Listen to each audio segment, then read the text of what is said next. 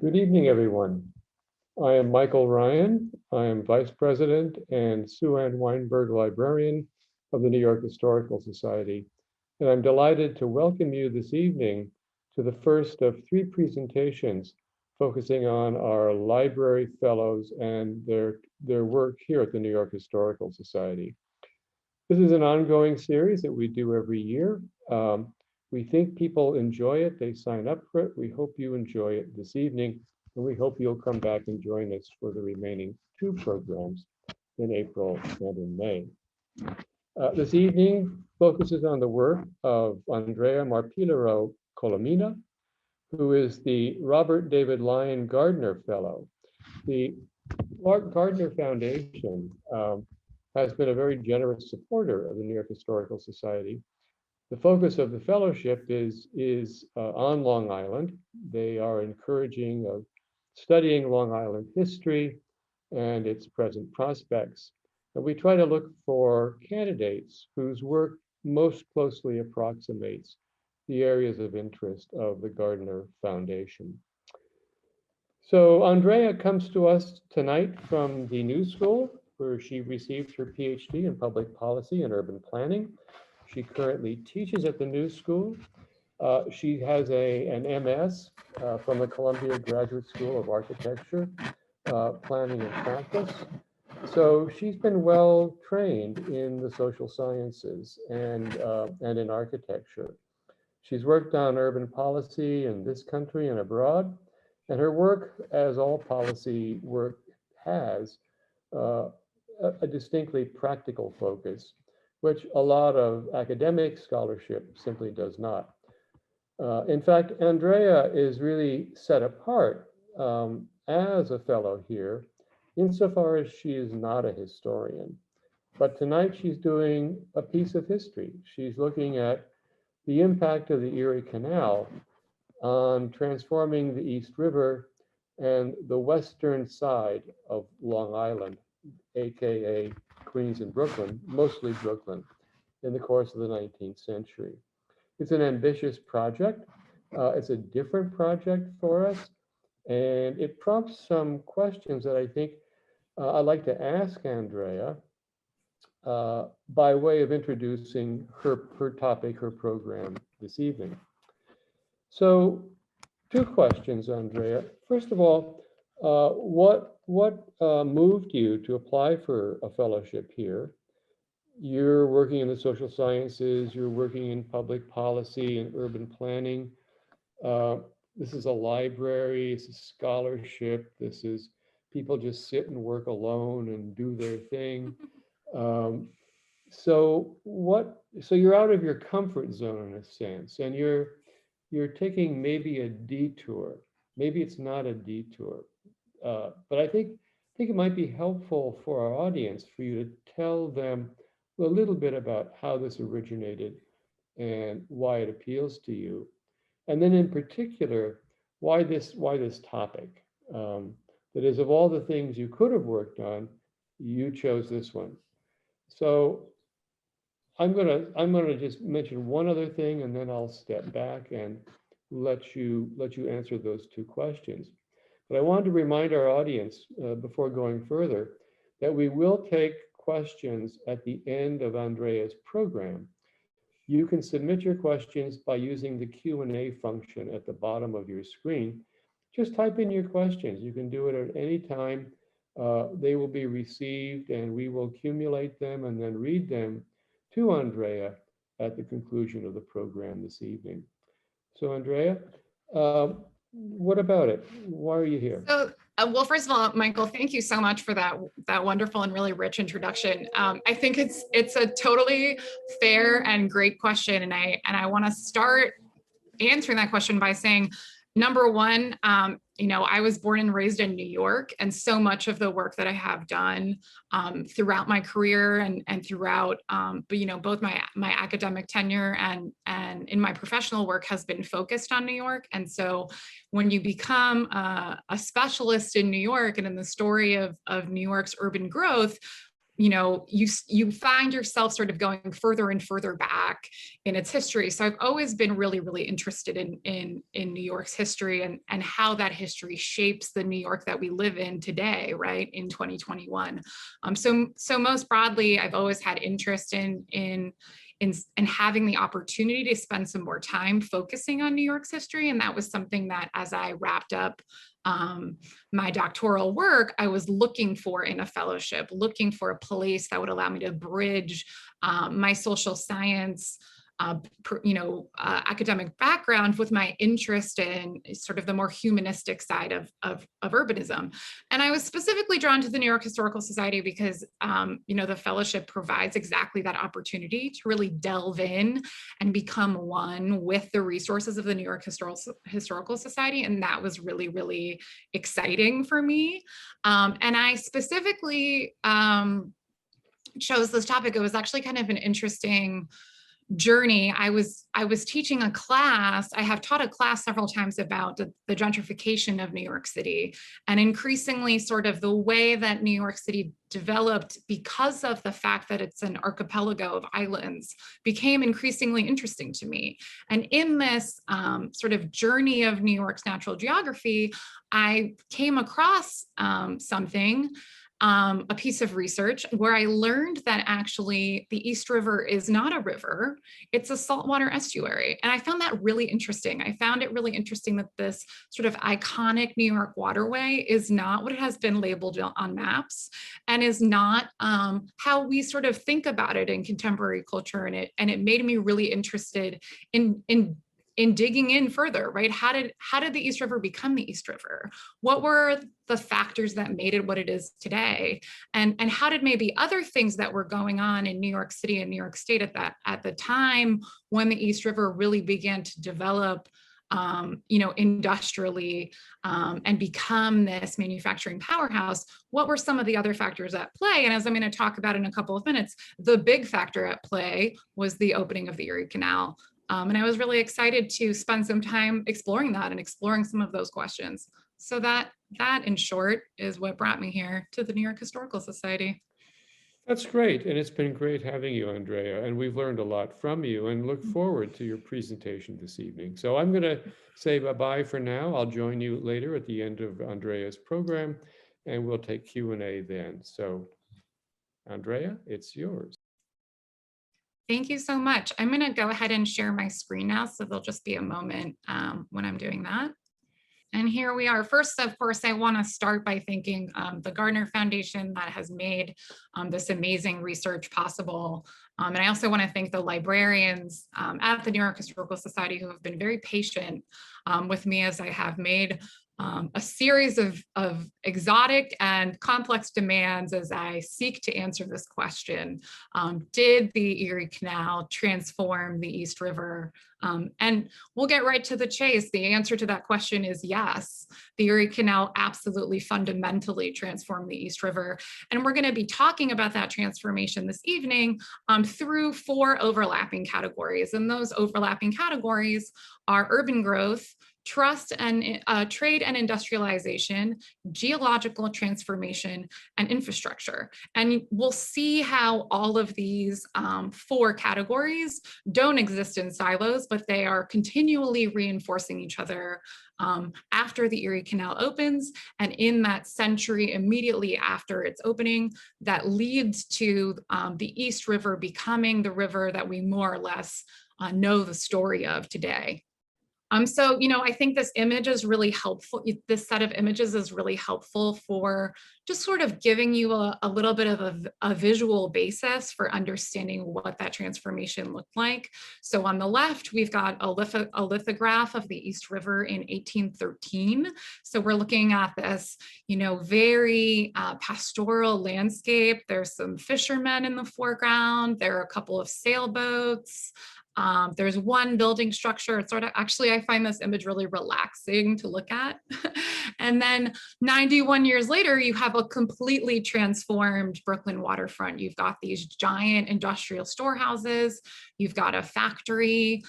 You have these steamboats, tugboats. You get a sense of this, you can sort of sense the pollution, even the sort of dense manufacturing landscape that, came about just 91 years later. And I encourage everybody to sort of hold these two images in your mind as we talk through the components of what we're going to look at tonight, and sort of, how we got from one to the other, and what were all the sort of moving parts in that story.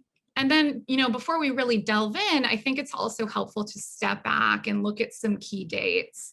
And I would say the 19th century was an extremely fast-moving and chaotic time in the growth and development of what we now know as present-day New York City. So in 1817, the Erie Canal's construction begins, and the Erie Canal is funded entirely by New York State. The federal government gave no money for the canal's construction. This was a project that the government of the state of New York took on. It was led by DeWitt Clinton, who became the governor during right before the canal began construction, and it was in fact sort of considered his champion project. But there were many, many detractors of the canal, and when DeWitt Clinton was first proposing the canal, it got all kinds of sort of catchy names, right? Like Clinton's Folly and DeWitt's Ditch, which sort of showed how poorly or how sort of minimally people believed in the possibility of the canal's success. In 1825, 3 years ahead of schedule, the canal opens. And at this point in New York, there's already the sort of nascent urban development happening. There are ferry routes sort of being established across the East River. Trade is really picking up, particularly as New York is really beginning to cement the power of its port. In 1834, the city of Brooklyn is established. And so the city of Brooklyn, when it's established in 1834, is a fraction of the city of Brooklyn that we know today. And even some, 20 years later, in 1855, a bigger city of Brooklyn is established through a voter referendum that incorporates what's called the 7 towns, many of which I'm sure you recognize these names as many of the names of Brooklyn's contemporary neighborhoods: Bushwick, Flatbush, Williamsburg, et cetera, are incorporated into the consolidated city of Brooklyn. 1855 is really a turning point for Brooklyn, right? It's when it becomes a bigger and more powerful city that for the first time, business leaders and others in New York, present day Manhattan, but then the city of New York, start to pay attention and start to realize that Brooklyn is really establishing itself as a metropolitan powerhouse of its own. And perhaps there is either some kind of competition emerging, or the potential to really incorporate the powers of these two cities into one.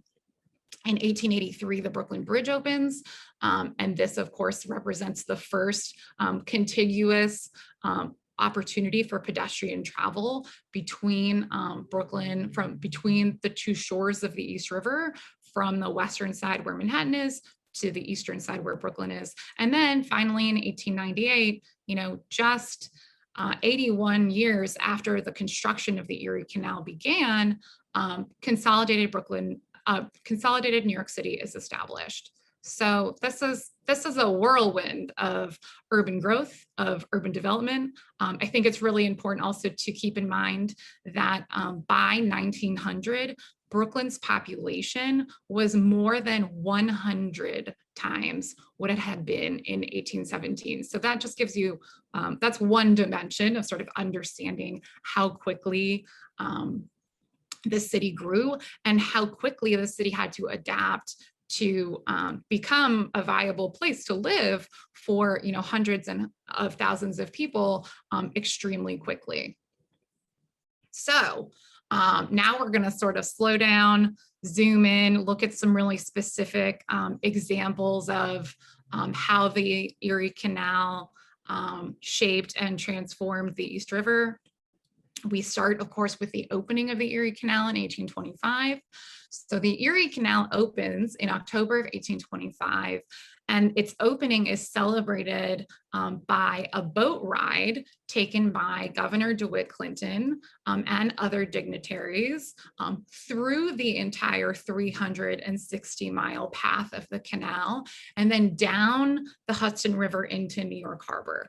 And when this delegation arrives in New York Harbor on November 4th, 1825, there are tens of thousands of people awaiting this ship's arrival from its voyage through the Erie Canal, and a full day celebration commences. There is a celebratory mixing of the waters where 2 casks of Lake Erie water are dumped into Hudson Bay. There are fireworks. There are beautiful images drawn of the Erie Canal and of the process of construction, put up in City Hall and illuminated by oil lamplight and by candlelight. And it was estimated that about 100,000 people participated in this celebration, which at the time was the biggest ever collective public celebration in North America. So that gives you a really good sense of not only the fact that New York is already an enormous population center, and I should point out, of course, that these celebrants are not only on the western side of the East River on the island of Manhattan, but they're also in Brooklyn. So this shows that not only is New York and Brooklyn already a substantial population center, but that there was an understanding among the residents and among the public citizens of New York City that this was really significant. This was a really, really big, important moment for the city, and they celebrated accordingly. So this shows just in the decade after the opening of the Erie Canal, at left, you have a lithograph of a ferry coming into dock in Brooklyn. And you can see already that this is a slightly transformed landscape from that first sort of pastoral image slide I showed you at the beginning of the presentation. And then again, on the right, we've got a postcard of the East River.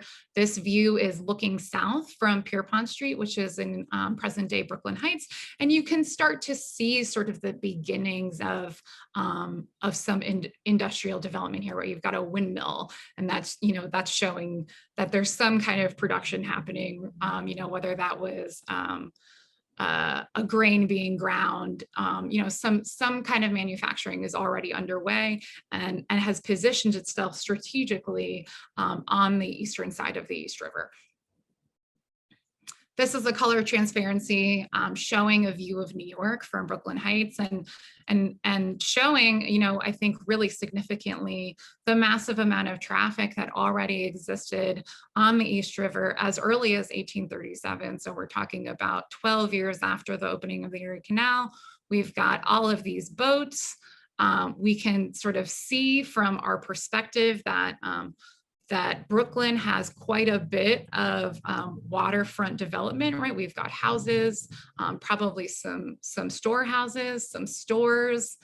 There's some people looking out on this balcony, sort of taking in the East River for what it is. And you can tell already from this image that there is this, nascent booming relationship between the development on the eastern side of the East River and the already existing growth on the western side in New York City. This is also a really important indicator of what Brooklyn was on its way to becoming. This is a prospectus for the Atlantic Docks Company from 1840, and the Atlantic Docks Company was really the first large-scale ship infrastructure that was built on just below the mouth of the East River on the Brooklyn side, and it provided a place for large ships to unload and load wares, get repairs, In the late 1840s, a grain elevator was constructed. And this is really indicative of the fact that, just 15 years after the opening of the Erie Canal, the eastern side of the East River has already been identified by entrepreneurs and by investors as a really hospitable location for business development. These two postcards, which I think are fantastic illustrations of what life in Brooklyn was like in 1850, show two different ferry houses in Brooklyn at that time. And what I think is really special about these images is it's really easy to just sort of think about the ships and think about sort of the abstraction of what manufacturing was becoming and had the potential to become. But this is really great because it brings things down to the human scale, and you really have this understanding of the fact that both pedestrians and horse and carts were going to the waterfront and either taking the ferries themselves or meeting people or receiving goods that were coming over to the Brooklyn side of these Brooklyn-Manhattan ferry routes. The other thing that I think is really great that begins to emerge at this time, which I always like to say is a really great indicator of a city that is growing, is the proliferation of newspapers and of other public communication tools, which are vehicles through which citizens can voice complaints. There is no better sign of a city that is growing rapidly than a bunch of people complaining about it. And so on the left, you've got this fantastic periodical that was produced with the Brooklyn ferry rider in mind. And this is an issue from 1854. It was priced at 1 cent.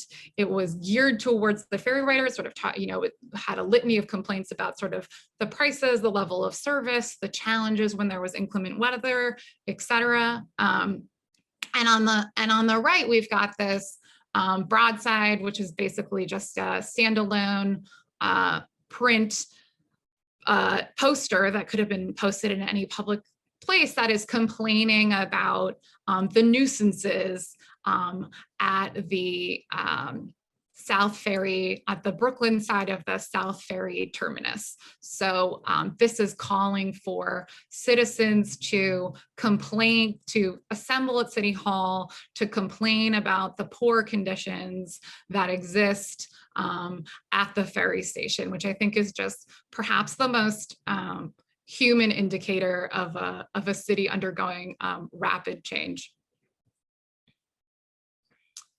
This map is a contemporary of those images of the ferry terminals and of the Brooklyn Ferry periodical. And I think the fact that now we can see how densely gridded the streets are in both Brooklyn and New York. And we can see that from some of the dimensions that are gridded onto particularly the Brooklyn part of this map, which is in the lower left corner, you can see that the development of Brooklyn is absolutely geared towards the East River, right? All of the most dense development and all of the most proliferate ferry lines are closest to the waterfront, right? So you have this very clear understanding of the fact that the city was oriented towards the East River and the opportunity that the East River gave to Brooklyn as it continued to grow as a metropolis. This is another really great indicator of rapid urban growth. It's another broadside with a plan for the development of lots. So this is an announcement about the sale of 56 valuable lots. And this again, of course, indicates that as Brooklyn grew in population, not only was it very clear to real estate investors that this was an opportunity to buy up lots, build buildings, you know, and in some cases become extremely wealthy landlords. But it was also a really clear indicator of the fact that the city was developing in response to the growth that the opening of the Erie Canal swiftly brought to that piece of land. This is a map of the consolidated city of Brooklyn in 1864. So this is contemporary with, you know, this is in the middle of the Civil War. And from this map, you get a really, really clear understanding of how much and how quickly the city developed. So you sort of think about this map in relationship to, you know, the images of 30 years ago, right? Those images that we looked at of Brooklyn Heights and of Pierpont Street. And you know, just from looking at this map, that those landscapes would be completely unrecognizable to somebody, you know, landing in Brooklyn for the first time in 1864. This is another, I think, really important. This is one of my favorite maps that I found really early on in my research. And it was a really wonderful find for me because it really shows not only the density of the development in Brooklyn, but also like sort of the layers of logistics that city planners and other city leaders had to keep in mind, right? So this is a plan exists for a sewerage system for the city of Brooklyn in 1875. And you can see particularly along the sort of coastal areas, how dense the sewerage lines are. And also that you can begin to see really clearly these pretty large piers and other waterfront infrastructure delineated on the map. So you sort of begin to understand the relationship between urban infrastructure on the sort of invisible sewerage scale and the very, very visible and very, very rapid development of the East River. And so this is a great way to sort of conceptualize what that growth looks like, right? So we've got these two basically contemporary images of the East River piers. And you can sort of tell from these images how quickly and in some cases sort of how haphazardly some of this infrastructure was developed. But I think what's stunning about these images is how dense everything is, right? And how clearly you can see how much opportunity there is for that has been taken advantage of in terms of the East River's growth.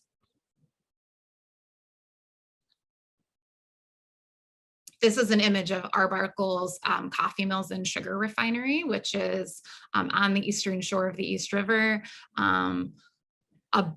Today, about where the Manhattan Bridge is, along the just north of the Manhattan Bridge, on Brooklyn's waterfront. And so the contents of this image are it's a lot to take in, right? So I want to just spend a couple of moments here giving everybody a visual breather, but also sort of pointing out what all these different components are, right? So you have this giant waterfront receiving pier.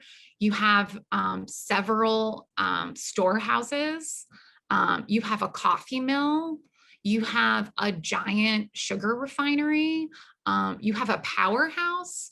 And in that, in that context, that was steam power that was being produced right next to the refinery, right along the East River, with certainly most of the fuel needed to power this powerhouse arriving by boat, right? So the East River itself, sort of by looking at this image, you sort of increasingly understand how the East River itself was a tool for the capacity of this kind of industry to grow.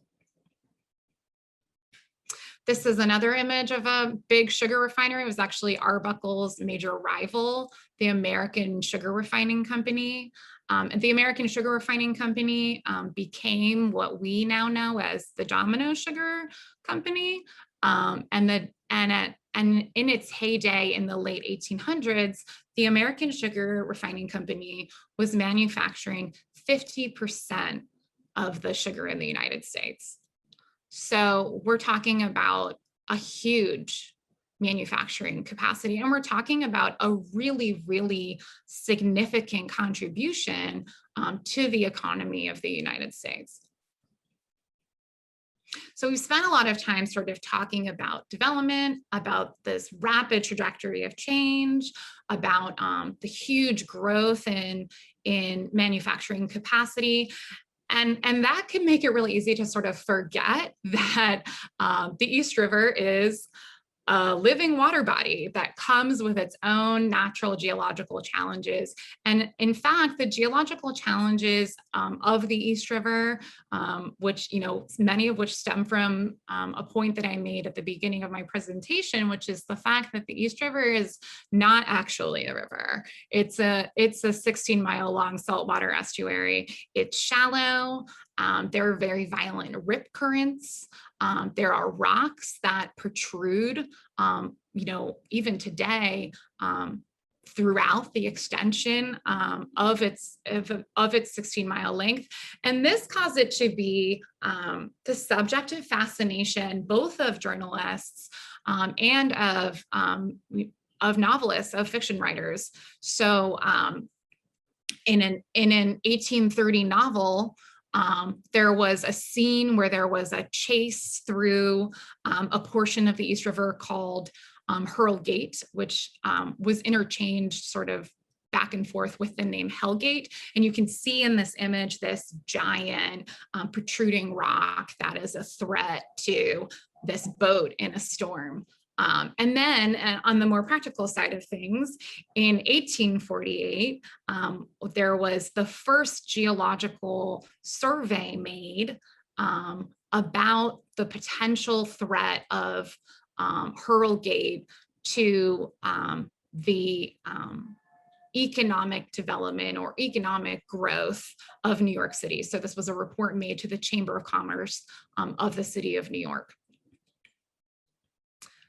3 decades later, they're still talking about Hellgate, right? And this is a pretty comical special insert in the publication Scribner's Monthly, which is entirely focused on the dilemma of how to address the danger of the rocks that protrude at Hellgate. And so they've got, these illustrations showing the challenges faced by the engineer, a profile of, Pot Rock. The rocks at Hellgate all had really amusing names: Frying Pan Rock, Pot Rock, other names that sort of made them sort of characters in this story. The plan in the 1870s was to send essentially a scuba diver down to insert dynamite and blow up the rock. And they did do that with some limited success in the 1870s.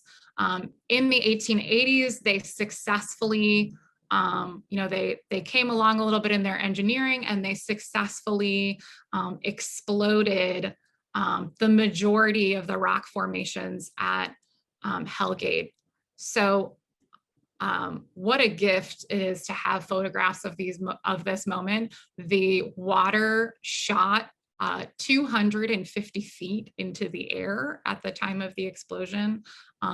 The impact of the explosion not only killed millions of fish immediately on impact, but was heard as far away as Princeton, New Jersey. So, it's pretty difficult to overstate how big this explosion was and how shocking.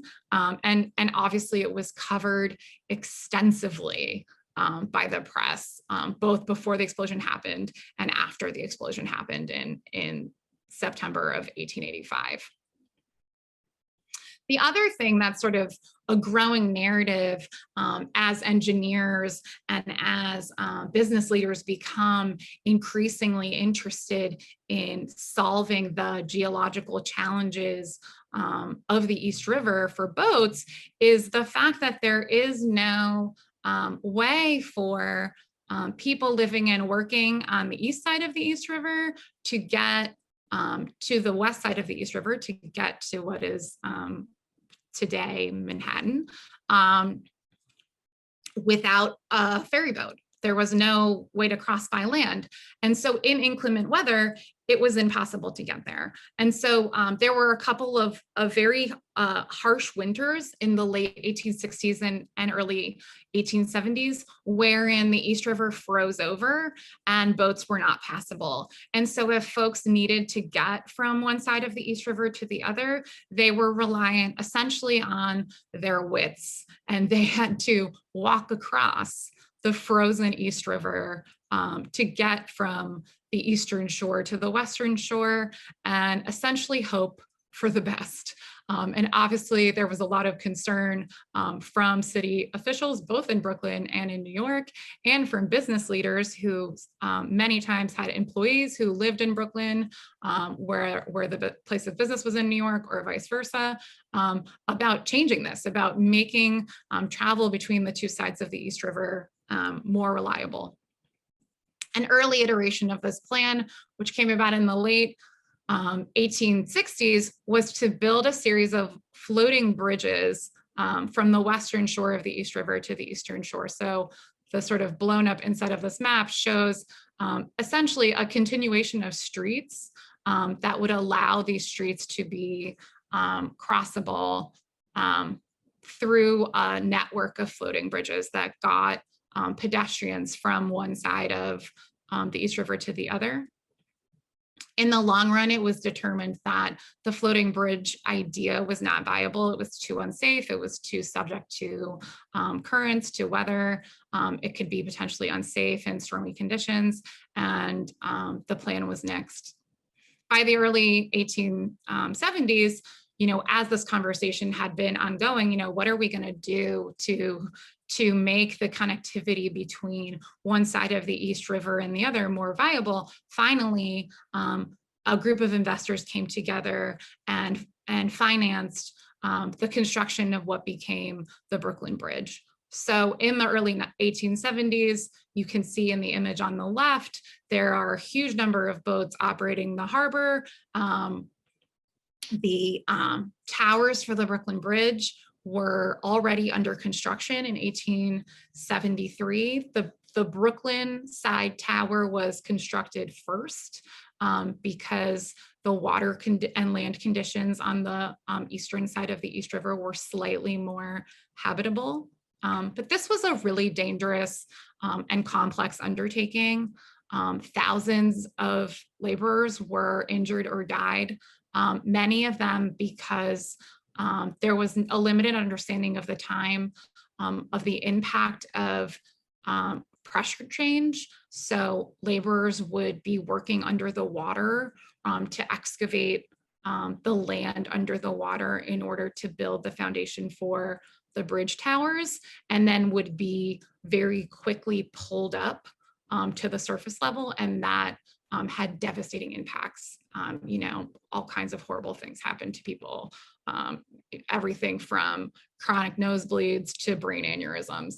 But unfortunately, the construction of the bridge was really being led by some very serious capitalists who were not interested in spending the time figuring out what was happening to these workers. And throughout the construction of the bridge, actually, workers continued to die. So, that also shows you that the human cost was really pushed aside in favor of this perceived urgency of constructing this bridge. In 1883, finally, the bridge opens to great fanfare.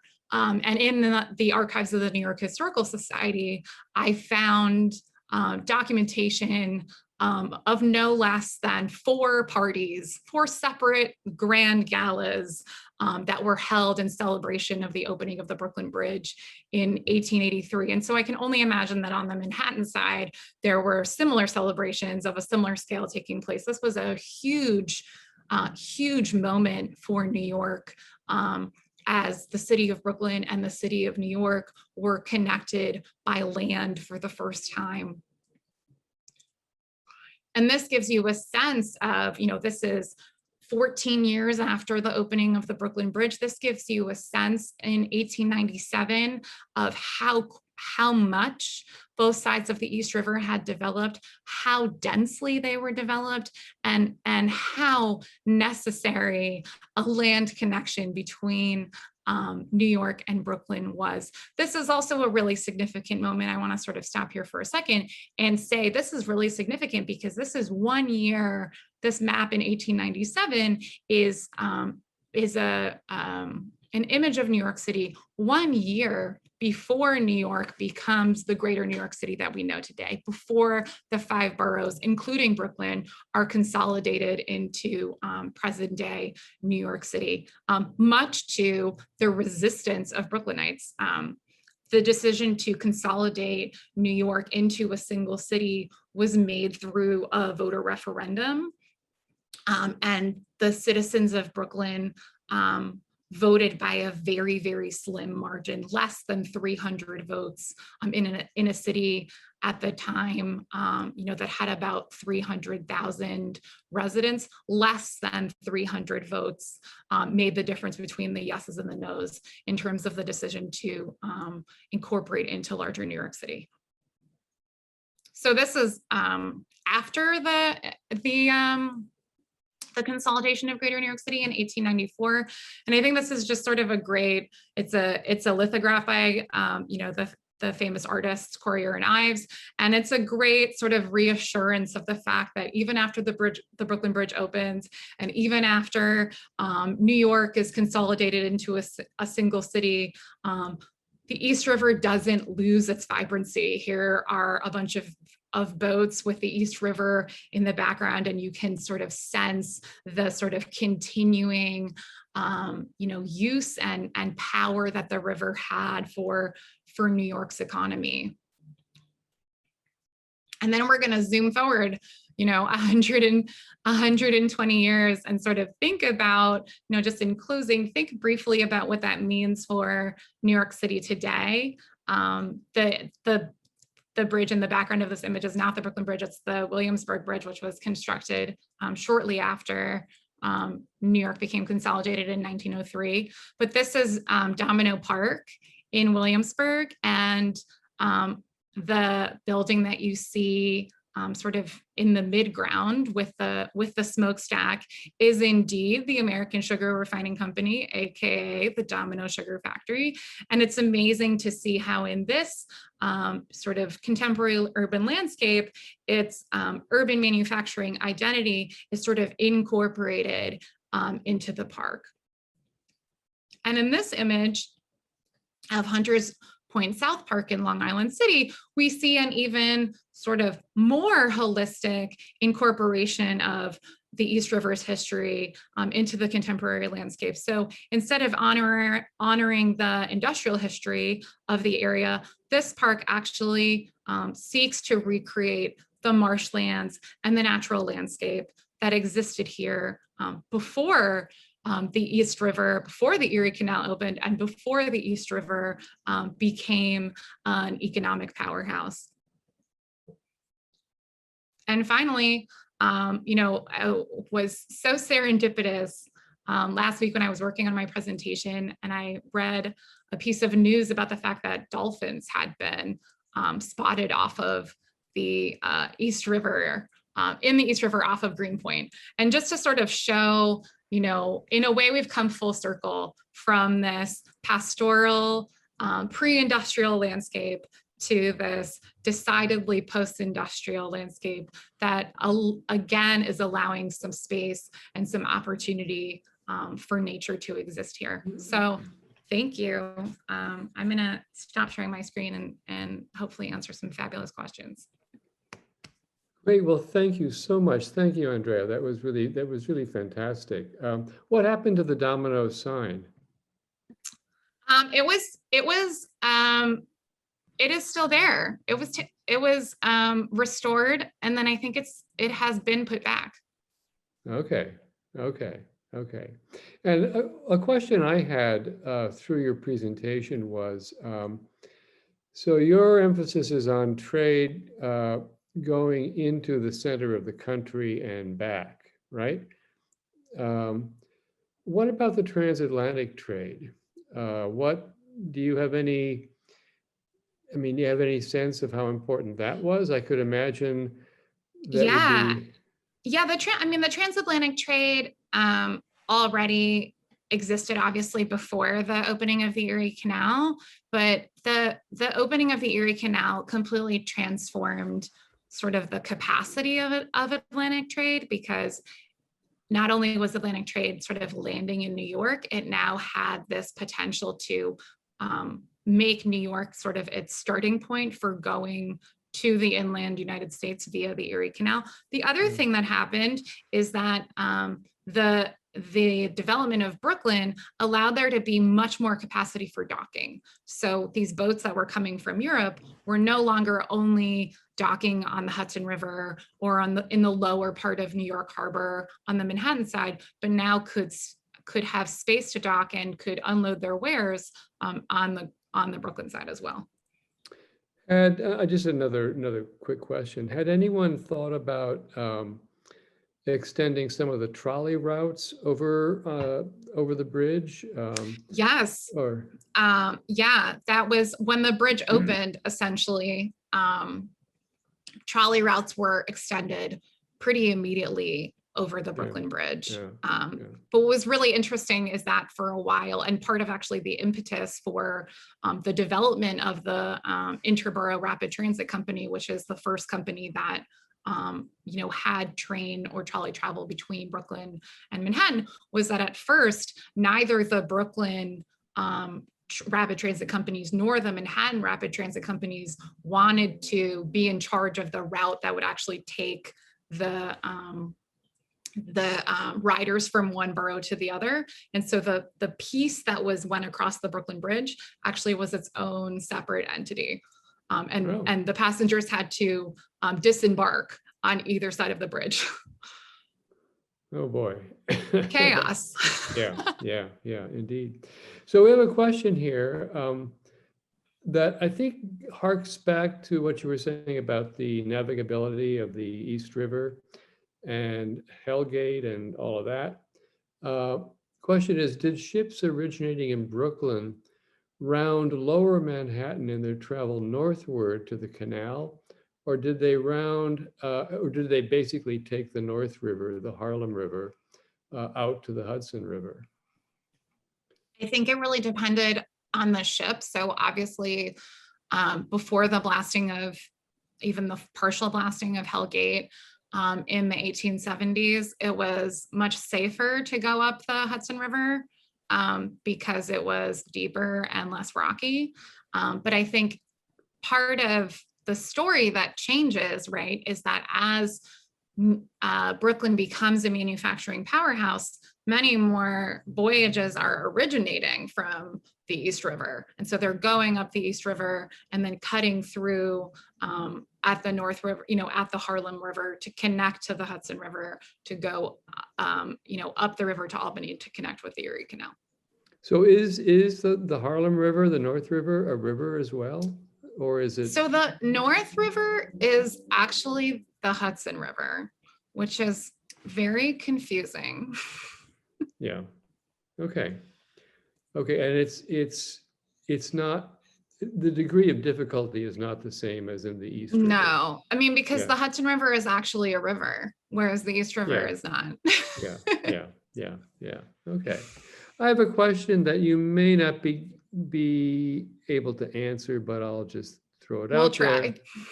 Yeah, how much impact would the sugar refining industry in Brooklyn have contributed to pro-slavery sentiment in New York, given the triangular trade that included sugar from the Caribbean, and I might add also from Louisiana, which would have come either by rail or around Florida?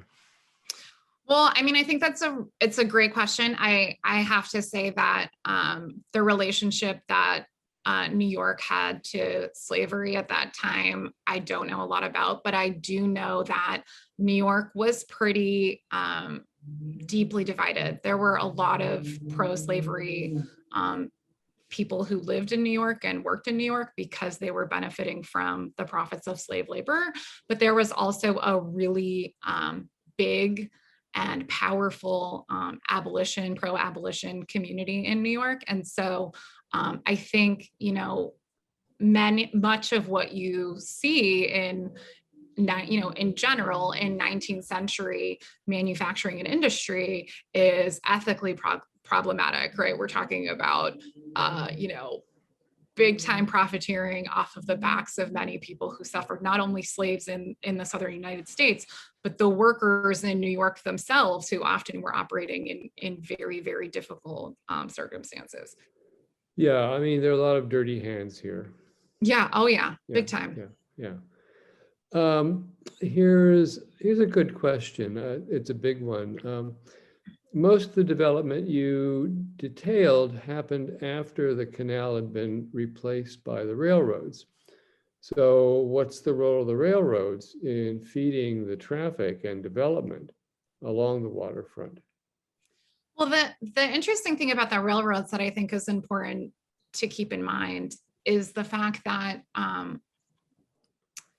both Manhattan and Long Island, so Brooklyn and Queens, are not attached to the mainland United States. So the capacity of railroads to bring manufactured goods from certainly the East River and Brooklyn and Queens inland to the United States was pretty limited, right? You still are going to need boats. Maybe you don't need boats that are going up and down the East River, or excuse me, going up and down the Erie Canal, but the relationship that the Erie Canal created and sort of the environment that the Erie Canal created for the growth of the trade manufacturing on the East River, I think is really pivotal, even after when the canal itself begins to become obsolete. And the canal, to be clear here, is basically completely obsolete, by at most a century later, right? That by 1825 or 1925, the canal is basically not being used anymore at all. So we're talking about a really small period of time in which the canal is really flourishing. But I think that period of sort of fertilization, we'll call it, for the East River is what allows it to really grow even after the canal becomes less used as a mode of transport. Okay, that makes sense. That makes very good sense. Thank you. Let's see. Another question. Are you aware of the 3 tidal turbines recently deposited in the east channel of the river to generate marine energy? What other developments, if any, in the river do you foresee? I actually didn't know about those turbines. So that's something for me to look into. I think that we're gonna really, and we have seen on the east side of the East River in the past decade, a huge amount of investment in returning some of that waterfront land to public good, right? So we've seen not only the development of Brooklyn Bridge Park, but the development of several parks along the Long Island City waterfront, the development of Domino Park, the opening of Marcia Johnson State Park in Williamsburg, the opening of Transmitter Park in Greenpoint. So we're really seeing actually what I think is a really interesting transformation of the East River from this sort of post-industrial landscape that for most of, certainly all of my lifetime, and I would say from about 1960 or 70 on, was primarily a post-manufacturing wasteland, now being regenerated into functional public space, which I think is really, really exciting. Yeah, I think I also read in the Washington Post this morning that Biden is going to designate an area right off the coast of New York and New Jersey as a huge wind farm. for wind turbines. So we'll have to pay attention to that. Yeah, well, if today is any proof, it's very windy in New York and New Jersey. yeah, indeed, indeed. So here's a question. Here's a softball. I'd love to hear if anything surprised you in your research, and if you're finding anything that cuts against the standard narrative of this history. Thanks. That's a great question. I mean, it's sort of hard to know where to start in terms of things that surprised me in my research. The media, the growth of the media in the 19th century, where, you know, at one point New York had about 50 newspapers, I think was a gift for my research, but I was surprised to find how obsessed the news media, including, of course, Walt Whitman, who was for a long time the editor of the Brooklyn Daily Eagle, was obsessed with the East River waterfront and the sort of drama of the relationship between, you know, the competing ferry companies, the potential danger of Hell's Gate, this sort of public fascination with the East River as if it was a character that they were all sort of keeping track of and keeping tabs on. It was sort of like a tabloid sensation celebrity that was a river. Wow. I think we have one last question here. Sure. I'm going to rephrase it a bit. It asks you to name names of the principal funders of the Brooklyn Bridge, in the interest of understanding more about the relationship between money and worker safety. Yeah, well, that's a great question. I will say that perhaps because who those people were was not as interesting to me as sort of what the construction of the Brooklyn Bridge represented. I'm not fully prepared to name names, but I will say that so much of the interest in the consolidation of New York City, the construction of the Brooklyn Bridge, the construction basically immediately after the Brooklyn Bridge of two other East River crossings, the Manhattan Bridge and the Williamsburg Bridge, were absolutely driven by these business leaders, by these factory owners, like the Arbaricles, like the descendants of the folks that had been in power in New York City at the beginning of the century. What I think is important to be cognizant of is that there was at that time, and let's say 1883, which is the year that the Brooklyn Bridge opened, there was very clear disregard for the value of human life of the laboring class across the board, essentially, among the moneyed classes and among the political decision makers in New York. Not surprising. Not surprising. No, sadly, no. Yeah. Well, Andrea, thank you. I think we're going to let you get back to your evening and let our audience go. And I want to thank everybody for attending this evening. It's been a really banner evening in terms of attendance. So thank you all for showing up. And I invite you to come back again in April for yet another presentation and another moment in the projects that our library fellows are doing this year. So again, thanks, Andrea, and good evening, folks. Good evening, all. Thank you so much for coming.